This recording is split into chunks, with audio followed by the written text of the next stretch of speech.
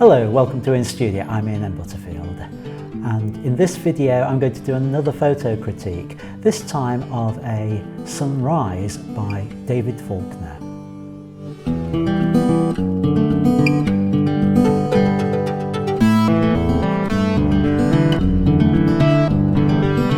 Welcome to another in my series of photo critiques. I've done a couple of these over the last few videos. This one was sent to me by photographer David, and what it is, it's a photograph of a sunrise taken on his way to work, and David has asked for my opinion on this image and some advice on it. Well, thanks for sending it in, David. David sent a few versions of the image. The one that we've got here is, I believe, his finished edit. He's also sent the raw file with showing the adjustments which were made there, and we'll have a look at that in a while. First of all, let's just talk about this particular image. It's been taken early one morning, and it's shot into the sun. We've still got the mist on the fields nearby. So a nice idea, nice concept with it.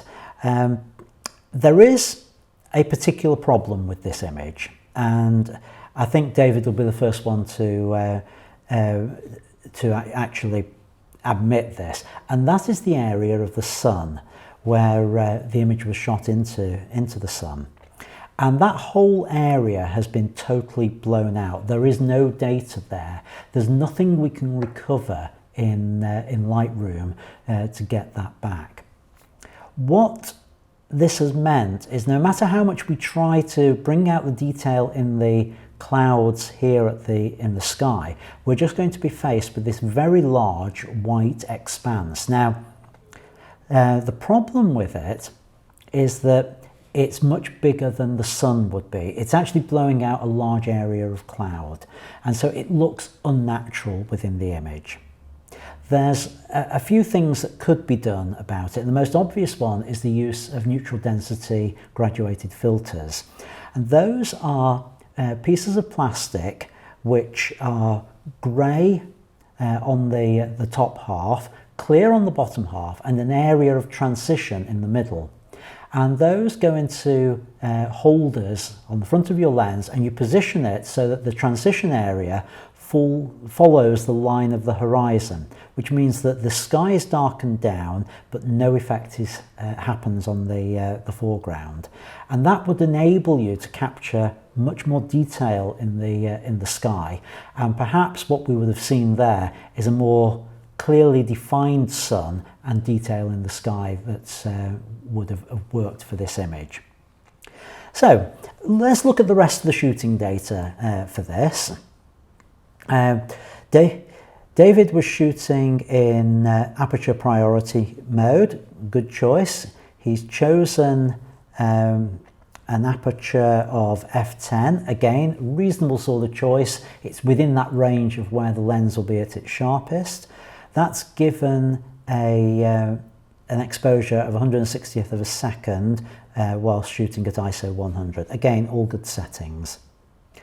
The lens David is using is the 24 to 105 millimeter f4 image stabilized lens. It's a wonderful lens from Canon. It's the one I use for probably about 90% of all the images I take.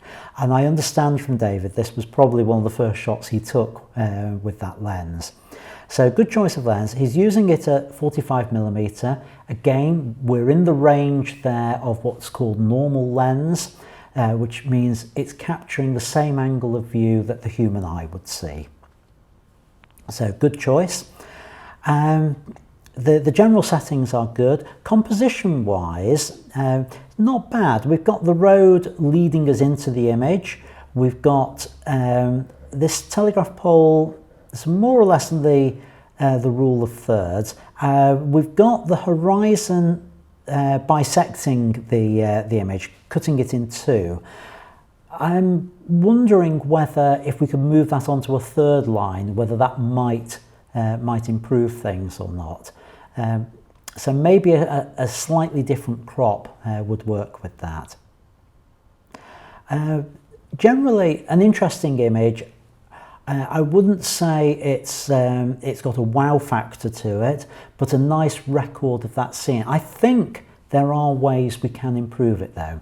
So let's just move over to the raw file. Let's look at some of the changes that David's already done to it, and I'll suggest a few more ways that we can improve this image. So here's the actual raw file, uncropped. If I go into the develop module, we can see the sort of settings that, that have been applied here. We've got, well, the first thing that strikes me about it is the settings down here. This has been processed in an older version of Lightroom, and the processing version is, let's have a look at this. Yeah, 2010. If I click on that, you'll see there's three options there: 2003, 2010, and the current one of 2012. I'm going to change it over to that because for most people this will be the most will be the controls that we're used to. It will also do a better job at trying to recover data from the shadow, from the highlights as well. So I've moved over to the latest version on there. Now, David, you might not have that option. I think 2012 came in with Lightroom, probably Lightroom 4. So I suspect you're probably working with Lightroom 3 or earlier on this. So going back to the basic tab, let's look at a few of the settings on here. I think let's concentrate on trying to bring out some of that data. And we've got the highlights down a bit, that's fine. Let's have a look now with the blacks. Let's see if we can bring the blacks down just to give a bit of contrast and bite to it. So if I bring the blacks down to, say, about -30, something like that, that's giving us something, but it's now darkened this up a great deal. If I just highlight on that, yeah, you see we've got no detail in there. I'm going to counteract that by really bumping up the shadows, try and bring out some of the detail that's in there, and perhaps bring the shadows up to about 40. It should be enough for what we want.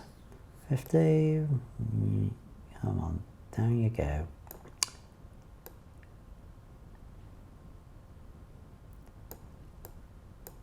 Oh, 48. Right, okay. The one thing I do notice about this is that there's a slight tilt to it. So I'm going to correct that with the R key, use the straighten tool, and I'll use the telegraph pole as my guide and say, right, I want that pole to be vertical.